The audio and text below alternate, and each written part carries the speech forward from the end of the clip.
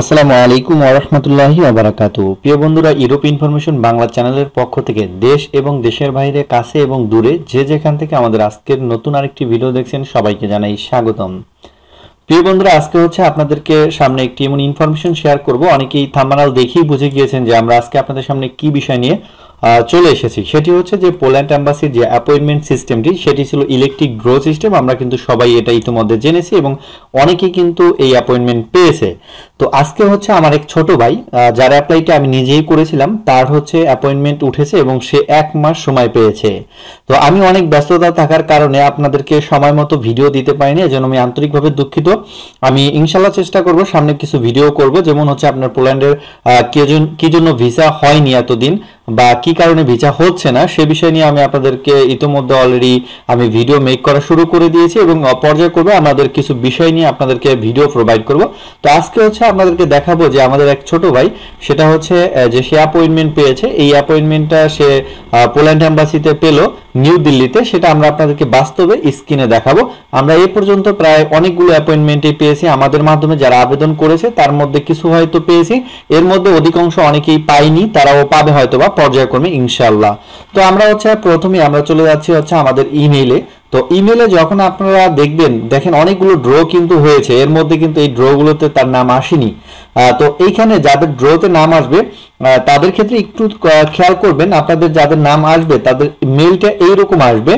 আর যেমন ই কনসুলেট লেখা থাকবে মেইলে, নো রিপ্লাই এরকম লেখা থাকবে না। এখানে লেখা আছে ই consulate confirmation of the registration, তারপর লিখছে confirmation of the registration of the national visa application. এখানে বিস্তারিত আরো আছে, আমি লিংকে ক্লিক করে আপনাদেরকে দেখাবো। আর যদি আপনার অ্যাপয়েন্টমেন্ট না উঠে, এক কথা আপনি অ্যাপয়েন্টমেন্ট যদি না পান, তাহলে আপনাকে এইরকম একটা ওরা মেসেজ দিবে যে নট ড্রয়িং, এইরকম একটা information on not drawing the date of the visa information, এরকম একটা লেখা আপনাকে দিবে। দেখেন আমাদের কিন্তু অনেকগুলো ড্র হয়েছে, 1টা 2টা 3টা 4টা 5টা 6টা 7টা 8টা 9টা 10টা 11টা 12টা ড্রোর মতো হয়েছিল। তারপরে আপনার 12টা ড্রোর পরে কিন্তু আমাদের এই নামটা আসলো। তো আমরা আপনাদেরকে সরাসরি স্ক্রিনে দেখাচ্ছি আসলে কথা, মানে এটা কি সত্য না মিথ্যা, এটা আপনাদেরকে আমরা সরাসরি স্ক্রিনে দেখাবো। তো আমরা ক্লিক করলাম।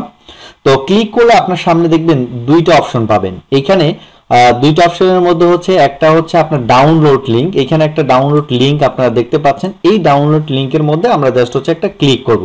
তো এই ডাউনলোডে ক্লিক করলে, লিংকের মধ্যে ক্লিক করলে আমাকে তারা নিয়ে যাবে তাদের যে পেজ রয়েছে সেই পেজে আমাকে নিয়ে যাওয়া হবে এবং সেখানে পাসপোর্ট নাম্বার দিয়ে এটাকে আমাকে প্রিন্ট করতে হবে। তো আমি এখানে জাস্ট একটা ক্লিক করলাম।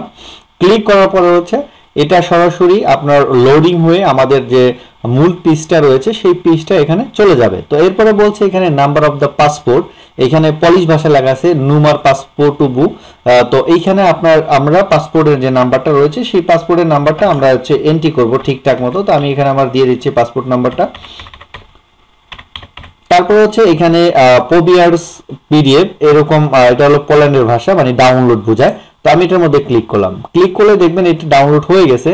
তারপরে এটাকে দেখেন ওপেন হচ্ছে না। এটা ওপেন করার জন্য আমাকে অবশ্যই যেই পাসপোর্ট নাম্বার দিয়ে এন্ট্রি করা হয়েছে সেই পাসপোর্ট নাম্বার দিয়ে আবার এই পিডিএফটাকে ওপেন করতে হবে। এদের সিস্টেমটাই এটা পথফেরজেনিয়া। এটা এই লেখাটা এখানে দেখেন লেখা আছে পোল্যান্ডি ভাষায় পথফেরজেনিয়া, মানে রিসিপ্ট যেটাকে বলি আমরা এই দেশি ভাষায়। আমরা যখন কোনো কাবাব বিক্রি করি অথবা কোনো কিছু বিক্রি করি, তখন ট্রানজ্যাকশন হলে একটা পথফেরজেনিয়া দেওয়া হয়, সেই পথফেরজেনিয়া। তো আমি এখানে আমার যে এটাকে আমি ডাউনলোড করলাম এবং আমরা ওপেন করার জন্য চেষ্টা করব। ডাবল ক্লিক করলেই দেখতে পাচ্ছেন আমার সামনে একটা ডায়লগ বক্স চলে আসছে।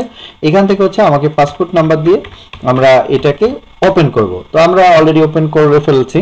তো এখন দেখতে পাচ্ছেন যে আমার সামনে এটা ওপেন হয়েছে এবং এটাকে আমরা সরাসরি 4র্থ নাম্বার পৃষ্ঠায় আমরা চলে যাব। দেখতে পাচ্ছেন যে 4র্থ নাম্বার পৃষ্ঠায় এখানে কিন্তু উল্লেখ রয়েছে যে আমরা কত তারিখে অ্যাপয়েন্টমেন্ট পেয়েছি।